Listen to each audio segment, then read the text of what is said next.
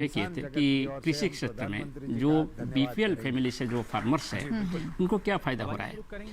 वो एक तुलनात्मक स्टडी किया गया, एक इंडिपेंडेंट सर्वे से पता चला कि जो बीपीएल फैमिली है जो कृषि के ऊपर आधारित है, उनका आर्थिक स्थिति, उनका लगभग 12,000 रुपया का फायदा होता है जब वो वेदर का इंफॉर्मेशन को इस्तेमाल करते हैं। जी। और इससे आप पता लगा सकते हैं कि जो इरिगेटेड एरिया है कि दूसरा एरिया है वहाँ भी कितना असल हो सकता है। पूरी कंट्री हम देखें तो लगभग 50,000 करोड़ रुपीस का फायदा हो रहा है जब हम कृषि का मौसम का जानकारी साथ जोड़ते हैं। समय के अनुरूप उसमें बदलाव लाने की आवश्यकताएं थी जी।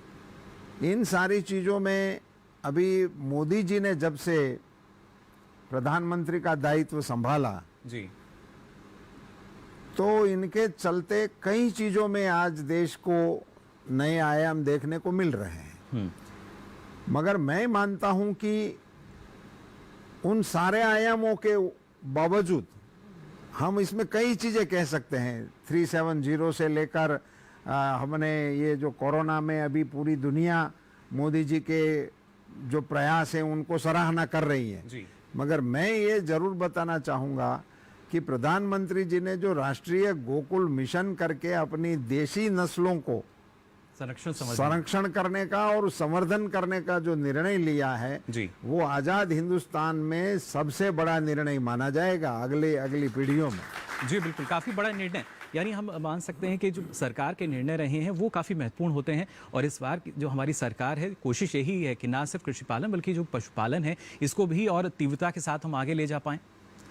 नहीं, ये दो विषय हमारे प्रधानमंत्री जी ने, मोदी जी ने जो प्रारंभ किया जी, वो पहले की हमारी इंडिजिनस काउस जितनी थी, देशी नस्ल की हमारी जो भी प्रजातियां थी, उनका लालन पालन होना जरूरी था। हम इस मोड़ पे चले गए थे कि ये विदेशी नस्ल की गायें आएंगी तभी हमारा दूध उत्पादन बढ़ सकता है और तभी हमारा, और ये हमारी यहाँ की गिर ब्रीड ब्राजील में जाके 50 लीटर दे रही है और हम इधर जर्सी को ढूंढ रहे हैं और इसी के पीछे चल गए। और इसी में परिणाम ये हुआ कि हमारी नस्लों की जिस प्रकार से हमें करना चाहिए था वो करने में थोड़े हम पिछड़ गए।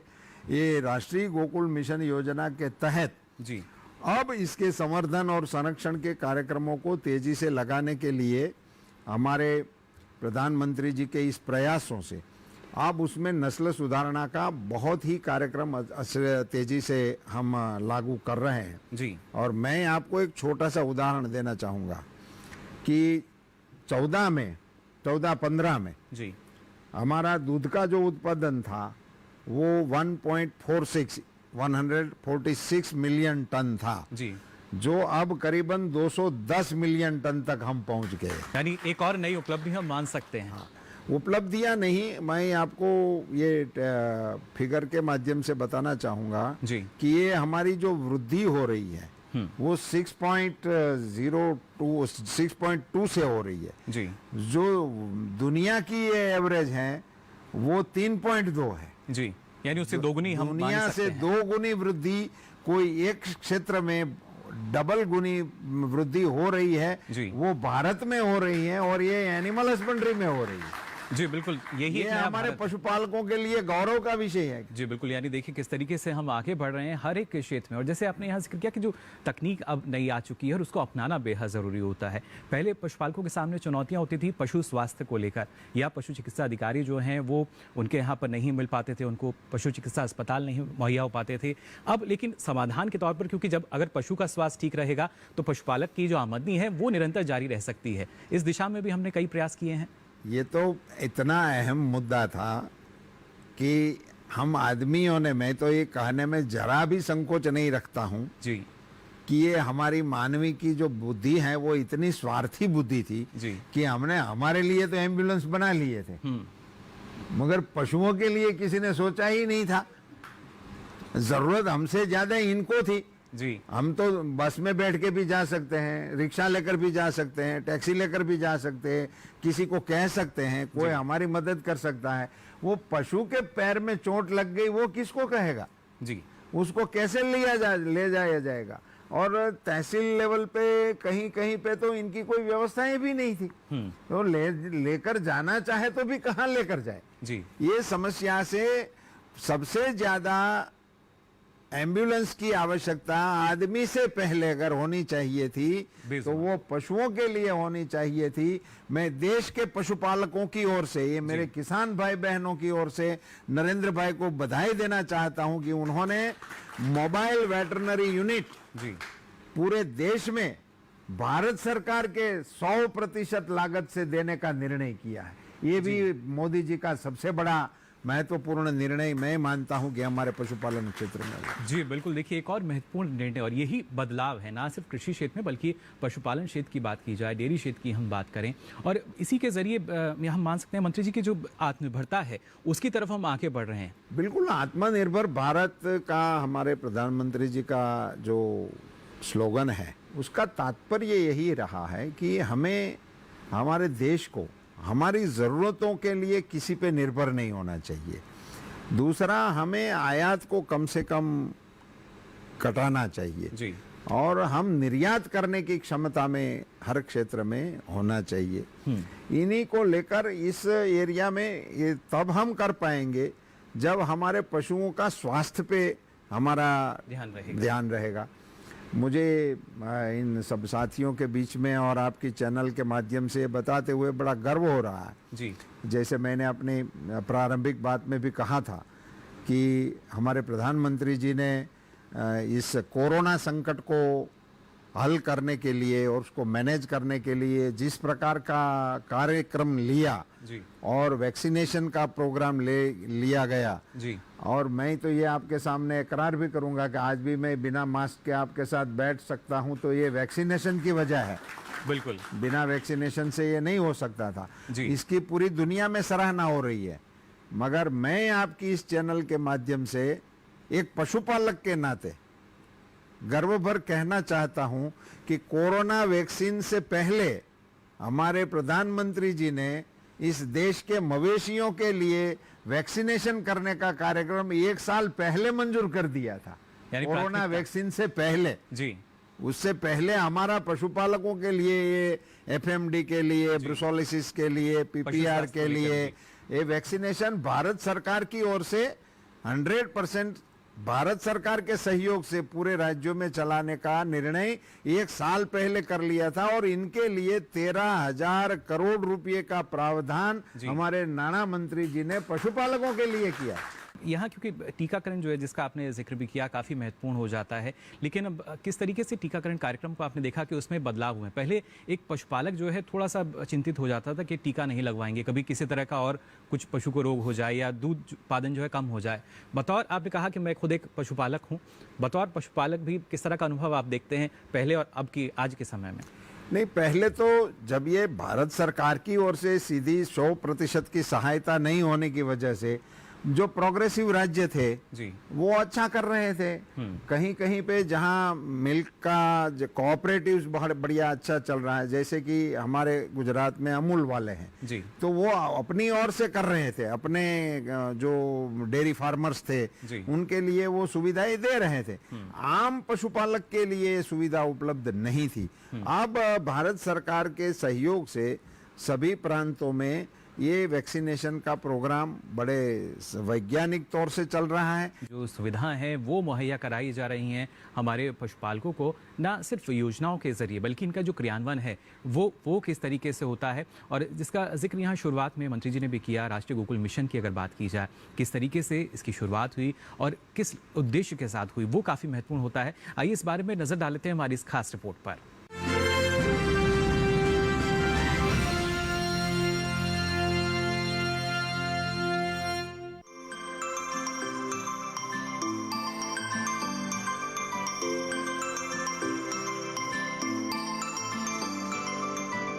प्रधानमंत्री श्री नरेंद्र मोदी जी के नेतृत्व वाली सरकार ने पशुपालन और मछली पालन को बढ़ावा देने के लिए पिछले 8 सालों में जमीनी स्तर पर कई ठोस कदम उठाए हैं। राष्ट्रीय गोकुल मिशन सरकार के इन्हीं सराहनीय प्रयासों में से एक है। देसी नस्लों के संरक्षण और विकास को बढ़ावा देने के मकसद से सरकार ने 2014 में राष्ट्रीय गोकुल मिशन की शुरुआत की थी। इस मिशन के तहत सरकार देसी नस्ल के दुधारू पशुओं को बढ़ावा देकर दूध के उत्पादन को बढ़ाना चाहती है। योजना का उद्देश्य इन पशुओं में होने वाली बीमारियों को रोकना भी है। राष्ट्रीय गोकुल मिशन की शुरुआत 2025 करोड़ रुपए के बजट से की गई थी। साल 2020 तक इस मिशन पर लगभग 1842.76 करोड़ रुपए खर्च किए जा चुके थे। राष्ट्रीय गोकुल मिशन के अंतर्गत सरकार 80% मवेशियों की नस्ल सुधार में लगी है। इस मिशन के तहत गोकुल ग्राम भी बनाए जा रहे हैं। राष्ट्रीय गोकुल मिशन से न सिर्फ बेहतर उत्पादन लेने में मदद मिल रही है, बल्कि इसके जरिए किसानों की आय में भी इजाफा हो रहा है। सरकार IVF, लिंग क्रमबद्ध वीर्य और जीनोमिक चिप के जरिए नस्ल सुधार के लिए किसानों को उनके दरवाजे पर प्रौद्योगिकी पहुंचा रही है। नस्ल सुधार में तेजी लाने के लिए 2 से 3 साल तक प्रति सुनिश्चित गर्भावस्था पर 5,000 रुपए IVF सब्सिडी सीधे किसानों को दी जा रही है। 12 अंकों के बार कोडेड ईयर टैग के जरिए पशु को विशिष्ट पहचान दी जा रही है। पशुपालकों के लिए 2020 में ई गोपाला ऐप की शुरुआत की गई। ई गोपाला ऐप पशुपालकों की मदद करने और पशु उत्पादकता को बढ़ाने के लिए ऑनलाइन डिजिटल माध्यम है। इससे किसानों पशुपालकों को उच्च कोटि के वीर्य, भ्रूण और पशु की उपलब्धता की जानकारी और उन्हें खरीदने की सुविधा मिल रही है। सरकार FMD, ब्रुसेलोसिस, PPR और क्लासिकल स्वाइन फीवर के लिए किए जा रहे टीकाकरण के लिए 100% फंडिंग कर रही है। National programme for dairy development का भी पुनर्गठन किया गया है। ये प्रोग्राम 2021-22 से 2025-26 तक लागू किया गया है। NPDD योजना का मकसद दूध और दूध से बने उत्पादों की गुणवत्ता बढ़ाना और संगठित दूध खरीद में हिस्सेदारी बढ़ाना है। दूसरी ओर सरकार मछली पालन को लेकर भी काफी सतर्क है। मछली पालन को बढ़ावा देने और इससे जुड़े लोगों के उत्थान के लिए सरकार ने प्रधानमंत्री मत्स्य संपदा योजना शुरू कर रखी है। मत्स्य संपदा योजना की अनुमानित लागत 20,050 करोड़ रुपए है। मत्स्य योजना का मकसद नीली क्रांति के जरिए देश में मछली पालन क्षेत्र के सतत और जवाबदेह विकास को सुनिश्चित करना है। प्रधानमंत्री मत्स्य संपदा योजना पूरे 5 साल के लिए लागू की गई है। योजना वित्त वर्ष 2020-21 से 2024-25 के दौरान लागू रहेगी।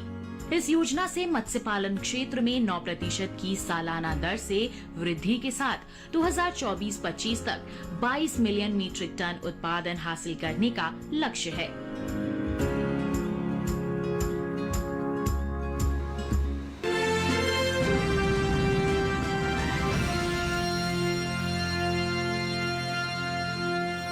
तो जाना आपने इस रिपोर्ट के जरिए भी किस तरीके से जो बदलाव है वो आ रहा है हमारे पशुपालन क्षेत्र में, मत्स्य पालन क्षेत्र में, और जिसका जिक्र हमने इस रिपोर्ट में किया। मंत्री जी, आपसे भी उस बारे में थोड़ी सी जानकारी हम लेना चाहेंगे।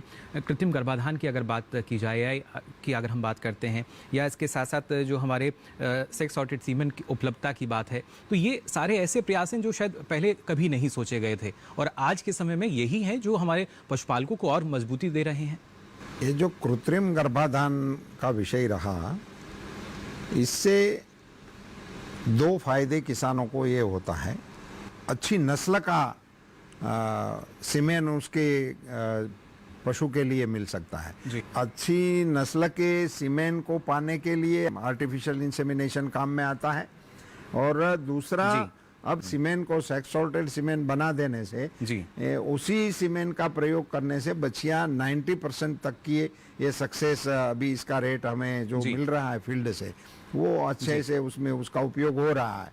तो सेक्स सॉर्टेड सीमेन लगाने से फिर इनको ये भी निश्चित हो जाता है कि बच्चियां ही आएगी और ये भी अच्छी नस्ल की आएगी।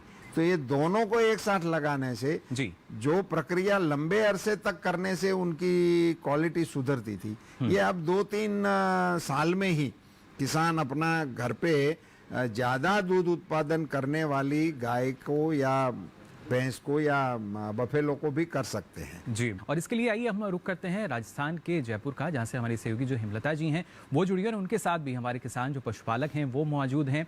हेमलता जी, जानना चाहेंगे आपसे किस तरह का जो बदलाव है आपके साथ जो मौजूद किसान और पशुपालक भाई हैं हमारे, वो देखते हैं वहाँ पर। राम राम सा खमा घनी डीडी राजस्थान के जयपुर स्टूडियो में आपका स्वागत है। जी, राम राजस्थान राम, की विषम जलवायु परिस्थितियों में यहाँ के किसान बहुत कर्मठ हैं और बहुत ही विषम परिस्थितियों में वो कृषि करते हैं और कृषि के साथ साथ डेयरी, पशुपालन, मत्स्य पालन करके वो न सिर्फ खुद को आर्थिक रूप से संबल बना रहे हैं, खुद को सक्षम बना रहे हैं, बल्कि दूसरे किसानों को भी वो सहयोग कर रहे हैं। और बहुत सारे राजस्थान के अलग अलग जिलों से हमने प्रगतिशील किसानों को स्टूडियो में आमंत्रित किया है। आपसे हम रूबरू कराना चाहेंगे। डेयरी और पशुपालन में बहुत ही अग्रणी काम कर रहे हैं गंगाराम जी। आप जयपुर जिले से हैं और काफी अच्छा काम कर रहे हैं। गंगाराम जी, आप कुछ कहना चाहेंगे, अपने अनुभव बताना चाहेंगे? सबसे पहले तो राम राम साहब, और मैं पशुपालन मंत्री जी का आभार व्यक्त करना चाहता हूं कि हम किसानों की और साथ में प्रधानमंत्री जी का भी आभार करना चाहता हूं कि किसानों की सुध तो ले रहे हैं आप। पशुपालन मंत्री जी से ये निवेदन करना चाहता हूं कि साहब ये जो सेक्स सॉर्टेड सीमन है उसके ऊपर अनुदान और उपलब्ध करवाया जाए, जिससे हर किसान उसका फायदा ले सके। हाँ गंगाराम जी, आप अपने फील्ड में जो पशुपालन में आपको सेक्स सॉर्टेड सीमेंट में या और किसी मिल रही है, और साथ ही बिना किसी हिचकिचाहट के और बिना किसी रुकावट के ये सारी सुविधा हमें मिल रही है। बहुत ही अच्छा, धन्यवाद। जैविक खेती के ऊपर जैसे सरकार ने जोर दिया, इसे हमारी देसी नस्लों पर भी सरकार ने जोर देना चाहिए। उस पर कुछ सब्सिडी करनी चाहिए जो किसान को समस्या नहीं हो। इस सब्सिडी के कारण से किसान हमारे देश के वहाँ देसी गाय, भैंस, बकरी का पालन हो जाए तो हमारा दूध है वो आने वाली पीढ़ी को गुणवत्ता मिल जाएगी। अपने दूध में इतनी गुणवत्ता नहीं है जो विदेशी गायों के में है जितनी। आज अपनी देसी गाय का दूध, दही, गोबर, गोमूत्र, इससे सारी दवाएं बनती हैं और वह गुणवत्ता है। इसलिए यही कहना चाहती हूँ कि पशुपालन पर अच्छी सी अच्छी नस्लों को सब्सिडी दी जाए और किसान भाई उसका गौ पालन किया जाए। बहुत ही अच्छी बात आपने रखी है बहन जी। पूरे देश की माताओं की ओर से आप बोल रही हो ऐसा लग रहा है, और अभी दुनिया को पता लग गया है कि आपको बनना है, बचना है और अपने स्वास्थ्य की सुरक्षा करनी है तो अपने बच्चों को देशी गाय का दूध घी खिलाना पड़ेगा। ये अब सभी को पता लग गया है। और देशी गायों को संवर्धन करने के लिए भारत सरकार की ओर से आपको 50% की सब्सिडी से आपको ब्रीड फार्म करने की सुविधा है। आप अपने राज्य के विभागों की ओर से और हमारे विभाग का संपर्क करके उनका बेनिफिट ले सकते हो, और वो सारी देशी नस्लों के ब्रीडिंग के लिए उपलब्ध है, सारे देश के लिए उपलब्ध है। आपके राज्य के लिए भी हम ये सहायता देने के लिए तैयार है।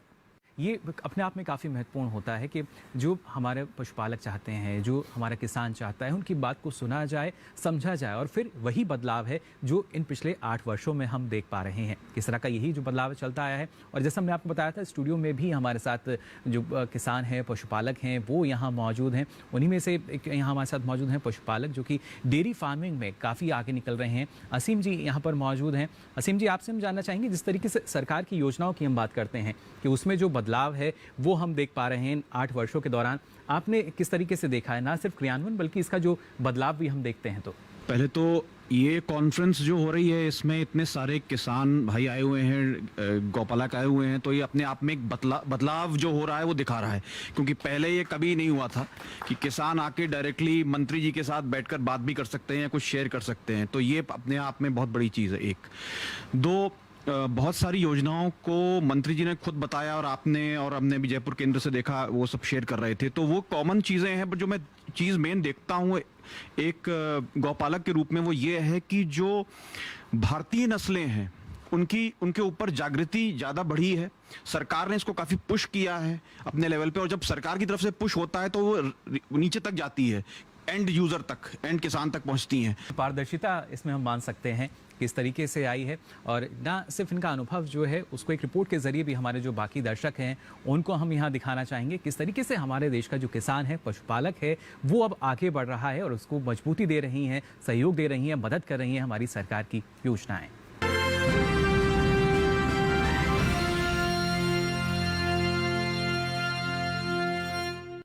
ये था भारत की एक यूनिक संस्था जिसके उत्तर प्रदेश और उत्तराखंड में स्थित 3 ऑर्गेनिक डेयरी फार्म्स हमारे देश की ग्लोरियस डेयरी ट्रेडिशन के रिवाइवल में महत्वपूर्ण काम कर रहे हैं।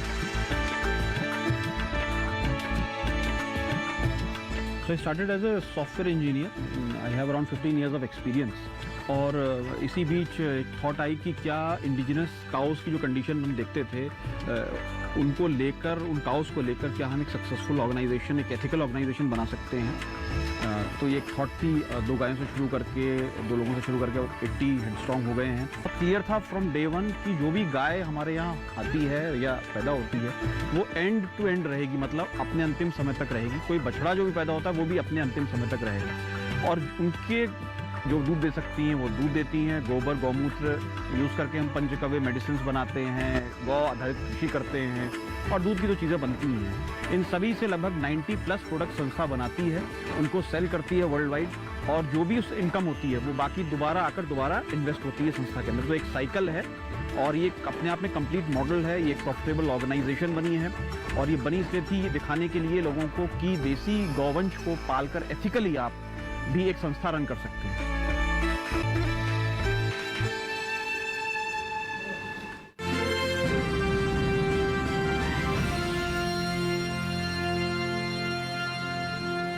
हमारे साथ देखिए असीम जी यहाँ मौजूद भी हैं और किस तरीके से जो हम बात करते हैं कि ना सिर्फ जो पशुपालक है, किसान है, आगे बढ़ना चाहता है, लेकिन जिस पुश का जिक्र यहाँ असीम भी कर रहे थे वो उनको यहाँ सीधा मिला है। खुद मंत्री जी, आप कुछ इनको और कहना चाहेंगे? नहीं, मैं सिर्फ इतना ही कहना चाहूँगा कि अब पशुपालन क्षेत्र को, पशुपालकों को, सभी को इनको परंपरागत रूप से पशुपालन करने के बजाय टेक्नोलॉजी का उपयोग करते हुए, नवाचारों को इसमें स्थान देते हुए, मैं पढ़े लिखे हमारे नौजवानों को ये बताना चाहता हूँ कि ये पशुपालन नहीं कर रहे हैं, आप एक नया इंडस्ट्रीज कर रहे हैं, नया एक उद्योग कर रहे हैं और खास करके देश की आने वाली पीढ़ी के लिए गुणवत्तापूर्ण खुराक तैयार कर रहे हैं। गाय का दूध, घी खिलाना आने वाली पीढ़ी को मैं नहीं मानता हूं कि इससे बड़ा उपकार आप कोई नई पीढ़ी पे कर सकते हो। सो देशवासियों के लिए 80 अपनी देशी नस्ल के घी दूध का पुरवठा हमें वो सारे देशवासियों के लिए उपलब्ध कराना है। उसी में हमें जुड़ना चाहिए, नई पीढ़ी को जुड़ना चाहिए। और जैसे वो बता रहे थे, अभी आपने स्टूडियो में देखा कि वो गाय को अभी दूध के लिए ही नहीं रखते हैं, गोमूत्र का भी इतना ही उपयोग हो गया है जी। भारत सरकार की जो नीतियां हैं पशुपालन के प्रति, उसी के जरिए आप काम करोगे तो आप बहुत ही अच्छी कमाई भी कर सकोगे। और यही एक पहल हम देखते भी हैं। एंटरप्रेन्योरशिप की बात की जाए, स्टार्टअप्स की बात करें तो पहले दूसरे क्षेत्रों में देखते थे, लेकिन हाल फिलहाल में हमने देखा कि बहुत ही तेज़ गति के साथ जो हमारा मंत्रालय है इस दिशा में भी अब हमारा एंटरप्रेन्योरशिप जो है वो बढ़ रही है। लगातार जो स्टार्टअप्स हैं वो बढ़ रहे हैं। अहमदाबाद में बंसी गौशाला है और सुतरिया हमारा उसका मालिक है जी, गोपाल भाई। 200 रुपया लीटर दूध बेच रहे हैं। अब ब्रांड हो गया है तो इनके पास लोग क्यों में हैं। और गाय का घी 4000 रुपया किलो। अब उनके पास मटेरियल नहीं है जी। आज आप फोन करोगे तो कल नहीं मिलने वाला है, आपको क्यू में खड़ा रहना है। ये अब अवेयरनेस जो आ गया है, ये कोरोना के कई हमने खराब अनुभव भी लिए, मगर ये एक अनुभव अच्छा भी अब आ रहा है कि अभी पूरी दुनिया को अवेयरनेस एक आ गया कि क्या खाना चाहिए। इसमें इतना अवेयरनेस आ गया है, काफी जागरूक हो गए और लोग बड़े अवेयर हो गए हैं। और इसमें सबसे अच्छी अवेयरनेस ये आई है कि गाय का दूध घी ये सबसे अच्छा इम्यूनिटी देने वाला मटेरियल है। ये अब पूरे विश्व ने मान लिया है। अब हमारा दायित्व बनता है कि हम इनके लिए प्रोवाइड करने के लिए तैयारी करें। जी बिल्कुल, पोषण के लिहाज से यानी हमें और यहाँ पर ध्यान देने की आवश्यकता है और उसी लिहाज से देखिए लगातार जो कोशिशें हैं वो भी की जा रही हैं। अब आइए हम रुख करते हैं छत्तीसगढ़ के रायपुर का, जहाँ से राजेंद्र जी जो हैं वो हमारे साथ जुड़े हैं अलग अलग किसानों, पशुपालक भाइयों के साथ, बहनों के साथ। वहाँ जाने उनसे हम कोशिश करेंगे किस तरह का अनुभव जो है वहाँ पर हमारे पशुपालकों का, किसानों का रहा है। माननीय मंत्री जी, छत्तीसगढ़ की इस पावन धरा से जय जोहार राम राम। जय जोहार राम राम। माननीय मंत्री जी, हमारे छत्तीसगढ़ राज्य से कोने कोने से आए हुए ऐसे हमारे किसान हैं जो प्रधानमंत्री मत्स्य संपदा योजना का लाभ लेकर के आत्मनिर्भर हुए हैं। आइए ऐसे ही किसान से सुनते हैं सफलता की कहानी, उनकी ही जुबानी। नमस्कार सर, मेरा नाम सतबीर जुनेजा है। ऑस्ट्रेलिया से अपना MBA कंप्लीट करने के बाद जब मैं वापस अपने प्रदेश पहुंचा तो मैं बहुत से कार्यों को ढूंढ रहा था कि मैं क्या करूं, कुछ अलग करूं अपने देश के लिए और अपने प्रदेश के लिए। इसी दौरान मुझे प्रधानमंत्री मत्स्य संपदा योजना के बारे में पता चला और मैं इस योजना की तरफ आगे बढ़ा। आज सर, जो मछली के लिए हम डिपेंडेंट थे, जो सीड के लिए हम डिपेंडेंट है, यहाँ से हमारा being an young entrepreneur of the country, मेरा ये सोचना है कि हमारी वो डिपेंडेंसी को हम कैसे ख़त्म कर सकें यहाँ से डाउन द लाइन 3 साल 5 साल में। तो हमने बहुत छोटे से स्तर में ऐसी कुछ मछली जो स्पीशीज़ जो हमें नहीं मिल रही थी, जब मैं इतना घूम घूम के इसके बारे में मैंने स्पीशी को ढूंढ रहा था कि मुझे सीड कहाँ से मिलेगा और मैं इतना परेशान हो रहा था, तो एक आम किसान कितना परेशान होगा, ये सोच के मैं इस तरफ आगे बढ़ा हूँ। और इस योजना के तहत हमारे जो प्रदेश के जितने भी अधिकारी हैं इस डिपार्टमेंट से, फिशरी डिपार्टमेंट से, उन्होंने मुझे बहुत गाइड किया है और बहुत सपोर्ट किया और आज उनके करके मैं इस योजना का लाभ ले पाया हूँ। और यहाँ से कुछ मछलियों को हम जो नहीं मिल पा रही थी उसकी तरफ हम आगे बढ़े हैं, बहुत छोटे से स्तर से आगे बढ़े हैं और अब उसको कमर्शियली करना चाह रहा हूँ और अपने आसपास के जितने किसान हैं उनको उसका लाभ मिले उसकी तरफ मैं आगे सोच रहा हूँ सर। क्योंकि हमने अपने फार्म में उसको करने के बाद में ये सीखने को मिला कि भाई एक सरकार से क्या सपोर्ट मिल सकता है हमें। तो जब मैंने 5 साल पहले एक छोटा सा पॉन्ड खोदा और उसमें मछली पालन किया तो मुझे वहाँ पे सीड के लिए और फीड के लिए दोनों के लिए बहुत योगदान मिला और इवन उस पॉन्ड की खोदाई करने के लिए भी मुझे बहुत अच्छा योगदान मिला था सर। पहले साल में इन्वेस्टमेंट जो था वो मुश्किल से 1.5 लाख रुपए का था और 3-3.5 लाख रुपए का मुझे रिटर्न आया उस पर। तो देखिए किस तरीके से ना हम कहते हैं कि जो कहा वो किया अभी, और ये हम खुद से नहीं कह रहे हैं, जो हमारे पशुपालक हैं, जो किसान हैं, वो खुद अपना अनुभव जो है वो साझा कर रहे हैं। और खासतौर से जब मछली पालन क्षेत्र की हम बात करते हैं मंत्री जी, तो हमने देखा कि ना सिर्फ जो इसका निर्यात भी जो है, हमने देखा कि यहाँ तो नई नई तकनीक को हमारे जो मछली पालक हैं अपना ही रहे हैं और हमारे साथ जुड़े भी, लेकिन जो इसका खासतौर से निर्यात की अगर बात की जाए तो उसमें भी करीब 55% से ज़्यादा का जो इजाफा है वो हमने देखा। और हमारे जैसे देश की अर्थव्यवस्था के लिए ये काफ़ी महत्वपूर्ण हो जाता है। ये मछली का जो निर्यात है जी, ये हम करीबन 112 से ज़्यादा देशों में कर रहे हैं जी, और इससे बहुत ही अच्छी मुद्रा, विदेशी मुद्रा कमाने का भी हमारे देश के लिए ये संसाधन है। और हमारे पास 8000 किलोमीटर का सीशोर है जी, बड़ी लंबी हमारी समुद्र सीमा है जी, और इसके चलते इसी में और संभावनाएं भी बहुत हैं। इसमें अभी थोड़ा स्टॉक का इश्यू आता है और इसी को हल करने के लिए जी, अब हम इसमें रिवर रेंचिंग कर भी रहे हैं और समुद्र में भी इस स्टॉक को बढ़ावा देने का बड़े पैमाने पे भारत सरकार की ओर से कार्यक्रम हम हाथ पे ले रहे हैं जी। और इसी में मत्स्य संपदा योजना और अपना फिशरीज इंफ्रास्ट्रक्चर डेवलपमेंट फंड करके भी एक योजना भारत सरकार की ओर से, जिसके आधार पर इंफ्रास्ट्रक्चर को भी हम बढ़ावा देने का कर रहे हैं। और इन दोनों योजनाओं को साथ में जोड़कर हमारे नौजवानों को इस एरिया में और भी आगे आने की आवश्यकता है, जिससे हमारे देश की विदेशी मुद्रा कमाने की जो हमारी कल्पना है और हमारे प्रधानमंत्री जी जो 5 ट्रिलियन इकोनॉमी की बात कर रहे हैं, इसमें ये फिशरीज डिपार्टमेंट अपना बहुत अच्छा योगदान कंट्रीब्यूट कर सकता है जी। और अभी तक भी एक अच्छा योगदान जो है हमने देखा है हमारे मत्स्य पालन की अगर बात की जाए।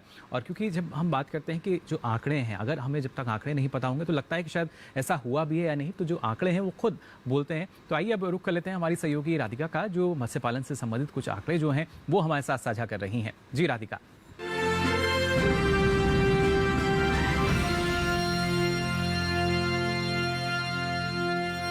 हम सिर्फ कृषि के क्षेत्र में ही नहीं बल्कि मत्स्य पालन के क्षेत्र में भी परचम लहरा रहे हैं। ऐसा इसलिए कह रहे हैं क्योंकि आंकड़े लगातार ये बात को बयां कर रहा है। अगर बात मछली उत्पादन की करें तो साल 2000 से 2014 में कुल मछली उत्पादन 95,79,000 टन रहा है, जबकि साल 2020-21 में ये बढ़कर करीब 1 करोड़, जी हाँ 1,47,00,000 टन के पार चला गया है। उत्पादन ही नहीं मछली निर्यात के क्षेत्र में भी हम अपनी स्थिति को मजबूत बना रहे हैं। बात 2013-14 में ये करीब आंकड़ा जो है 3,213 करोड़ रुपए का था, और वही बात 2020-21 की करें तो ये बढ़कर 43,720 करोड़ पर पहुंच गया है। जी हाँ, आसमान को छूता हुआ ये आंकड़ा सफलता की ओर मोदी सरकार बढ़ रही है।